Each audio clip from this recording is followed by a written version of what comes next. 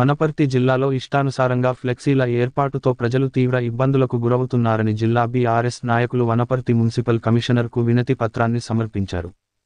గత ప్రభుత్వ హయాంలో స్థానిక మాజీ మంత్రి నిరంజన్ రెడ్డి జిల్లాను అభివృద్ధి పదంలో నడిపించారని, పట్టణ అభివృద్ధి, పరిశుభ్రత, పచ్చదనంపై దృష్టి పెట్టి నిధులు తెచ్చి చెరువుల సుందరీకరణ, పార్కుల అభివృద్ధి, పట్టణ సుందరీకరణ, పచ్చదనాన్ని పెంపొందించారని, పట్టణంలోని పరిశుభ్రత, పచ్చదనం కాపాడుకోవాల్సిన బాధ్యత మనపై ఉందని, గత ప్రభుత్వం ఫ్లెక్సీల ఏర్పాటుకు అనుమతితో పాటు నిర్ణీత సమయం విషతుల్యమయ్యే ఫ్లెక్సీలపై ఆంక్షలు పెట్టిందని గుర్తు చేశారు. ఇటీవల ఎటువంటి అనుమతి లేకుండా ఇష్టానుసారంగా ఎక్కడ పడితే అక్కడ ఫ్లెక్సీలు ఏర్పాటు చేస్తున్నారని, దీనివల్ల ప్రజలు తీవ్ర ఇబ్బందులకు గురవుతున్నారని మున్సిపల్ కమిషనర్కు ఫిర్యాదు చేశారు. జిల్లాలో ఏర్పాటు చేస్తున్న ఫ్లెక్సీలు కూడా వాతావరణ సమతుల్యతను దెబ్బతీసే విధంగా కొన్ని టన్నుల కొద్ది విషంగా మారి రాబోయే తరాలకు ఆరోగ్య పరంగా ఇతర అంశాలపై ప్రభావం చూపుతుందని, పట్టణంలో పచ్చదనం, పరిశుభ్రత, సుందరీకరణ కాపాడుట కోసం ఫ్లెక్సీల ఏర్పాటుపై ఆంక్షలు విధించాలని బీఆర్ఎస్ నాయకులు ఈ సందర్భంగా మున్సిపల్ కమిషనర్ను కోరారు. అనంతరం ఫ్లెక్సీల ఏర్పాటుపై వివిధ అంశాలతో షరతులతో కూడిన వినతిపత్రాన్ని మున్సిపల్ కమిషనర్కు సమర్పించారు.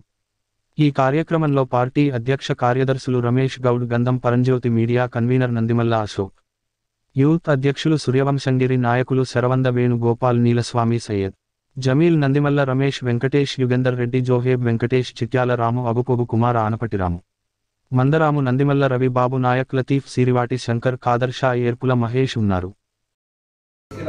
గతంలో ఉన్నటువంటి ప్రభుత్వం ఫ్లెక్సీల మీద నిషేధం పెట్టింది. అదేవిధంగా అవి బయోడైగ్రానిక్ కాకుండా ఉండడం వల్ల విష పదార్థాలు మొత్తం భూమిలోకి పోయి ఇబ్బంది వస్తుందని, అదేవిధంగా సమతుల్యతను కాపాడాలనే ఉద్దేశంతో ఆ రోజు గవర్నమెంట్ నిషేధం పెట్టింది. కానీ ఇప్పుడు మళ్ళీ ఈ ఫ్లెక్సీలను కూడా ఇప్పటి వరకు ఏర్పాటు చేస్తున్నారు.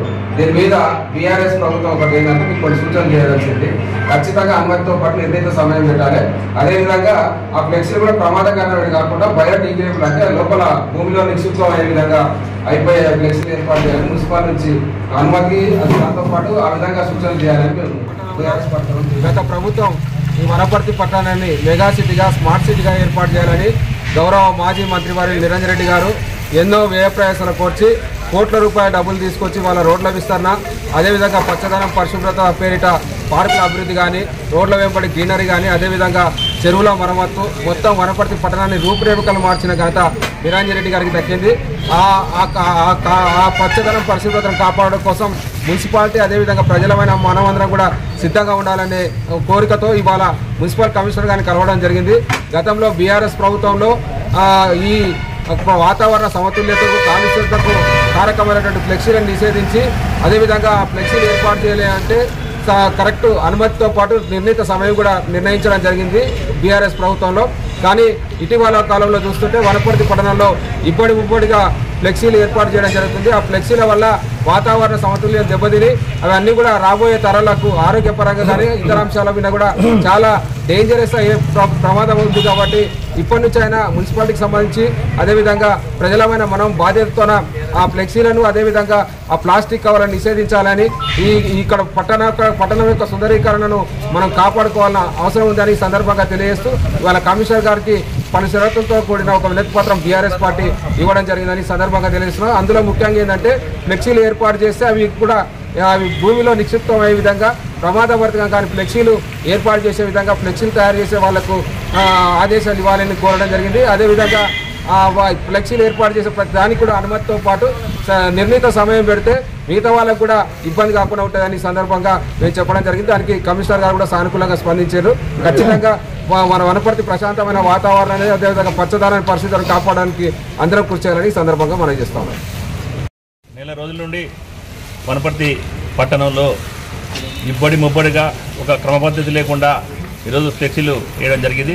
మరి ఏదైతే కొత్త గవర్నమెంట్ వచ్చిందో వేసినప్పటి నుండి ఇంతవరకు దానిని తొలగించిన పాపాన అవ్వలేదు. మేము వాళ్ళు ఫ్లెక్సీలు కట్టినందుకు మేము వ్యతిరేకం కాదు. గతంలో కూడా బీఆర్ఎస్ ప్రభుత్వం ఉన్నప్పుడు మన స్వయాన మున్సిపల్ మినిస్టర్ కేటీఆర్ గారు ఉండే.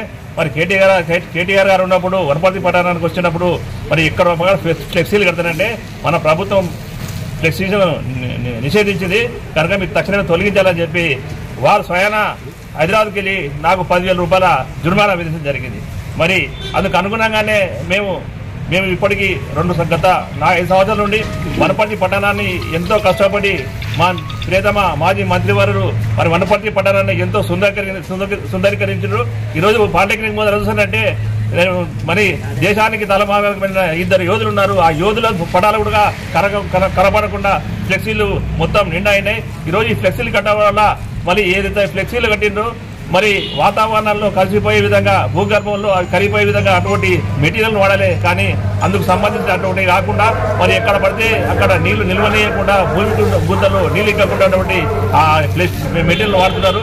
కనుక మున్సిపల్ వారికి మేము వినతి పత్రం ఇవ్వడం జరిగింది.